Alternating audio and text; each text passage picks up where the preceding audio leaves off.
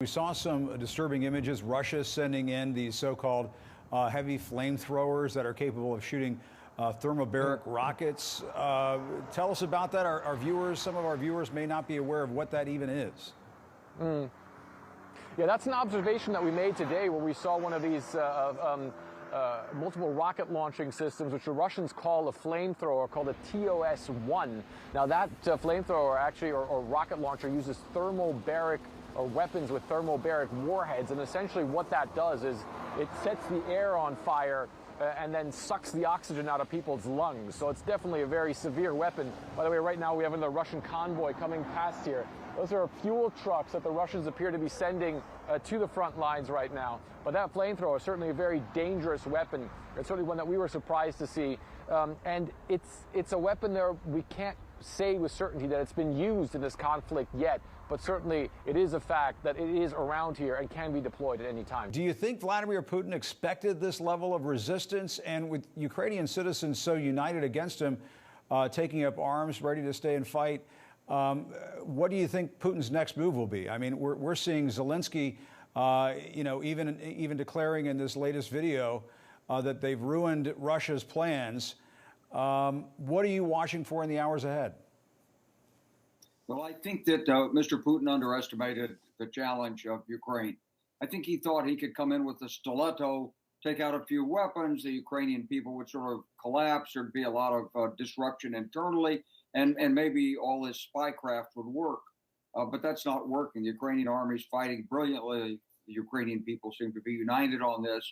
But the bulk of the Russian forces haven't yet engaged. They are closing in. The Russian military tactic is to use these forward detachments, operational maneuver groups, they're called. They're battalion tactical groups, tanks, infantry, engineers, artillery, air defense. And they spread out. They find the opposition. They fight against it. Sometimes they win. Sometimes they penetrate. And that's what's going on right now. This is the very early stage of the battle. The mission is to close in on Kyiv and then besiege it. And then apparently Mr. Putin's given orders to clear it.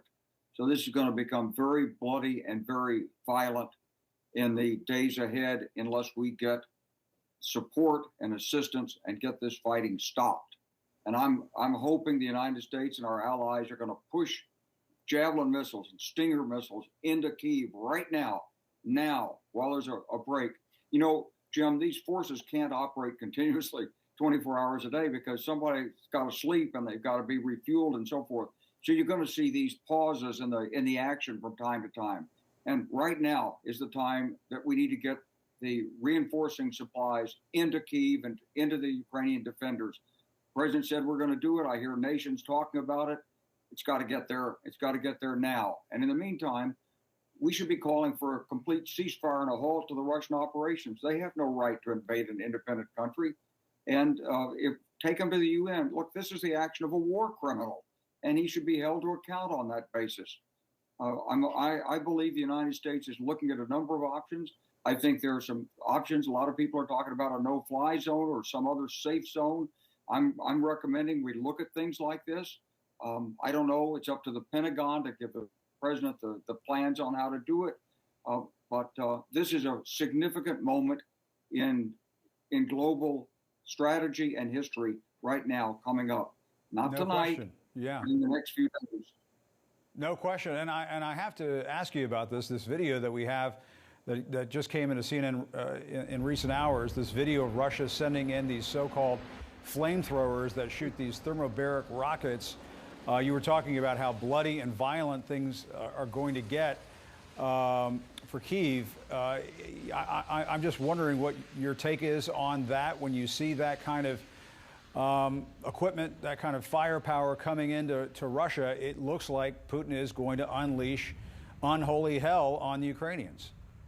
Well, that would certainly be the intent. And he would certainly use it if he has to.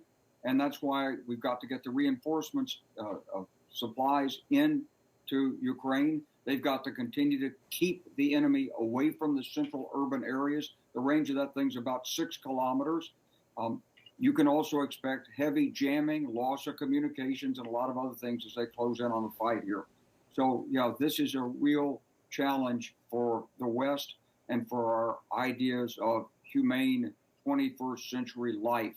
Mr. Putin's a throwback to an earlier era, and the globe, the world, has to unite to stop this. And how desperate do you think Vladimir Putin might get here? If he gets so desperate, I mean, it appears that, as you were saying earlier, things are not going according to his plans. And if the Ukrainians continue to put up this sort of fight and slow the Russians down, frustrate them, frustrate Putin, what does a desperate Vladimir Putin do? What should the Ukrainians be preparing for?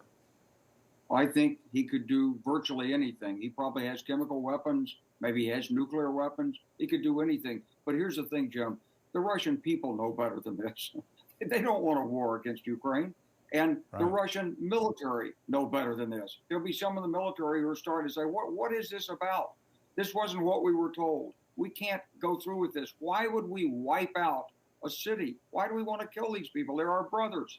So I think that, a combination of Ukrainian resistance and common sense within the Russian generals, they're going to stop this. There's a chance they could stop this.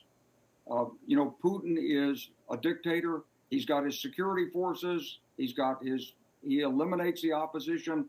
But this is a time where we need Russian leadership to stop this man who wants to wreck another nation. It's just inhumane, and it's criminal, and it should be stopped. Right. It seems like he's gone mad. He's just gone mad. General, we've learned that Germany will send 1,000 anti-tank defense weapons and 500 Stinger missiles to Ukraine. Is that going to be enough? What do you make of that? And I guess as the former Supreme Allied Commander of NATO, I have to ask you, you must be awfully proud of how this alliance has come together and the way that it's standing up to Vladimir Putin right now. I think the alliance is really coming together, really proud of them, and really proud of the administration and President Biden and his team for the leadership. The U.S. leadership is essential to bringing the alliance together, and we've got it. As for the reinforcements, look, 1,000, 500, send them in. Will it be enough? Probably not, because when you look at this is not like an accounting process. Some of them are going to get stopped before they get there. They'll be intercepted. Others will be wasted. Some will be deployed in the wrong place. Some missiles will miss. If you got 20, 40 tanks out of that, with those 1,000 missiles, you'd probably be doing well. So we know you have to really put the ordnance in to be able to stop an assault like this. And Jim, the key thing is, got to make the night has to become the Ukrainians' friends. They have to go out at night in small detachments. They have to take out these Russian forces when they're trying to refuel and rest and feed themselves. They've got to get away from Kyiv and push them back and keep them out there. Eventually, if they do that, then that's what provides the leverage for the Russian generals to fight it out with their boss. And we don't have to feel sorry for Mr. Putin. I mean, he's brought this on himself, and it's really up to us to provide the support we need to Ukraine, that they need to be able to make the stand they need to turn this around. But Absolutely. It is about American leadership ultimately.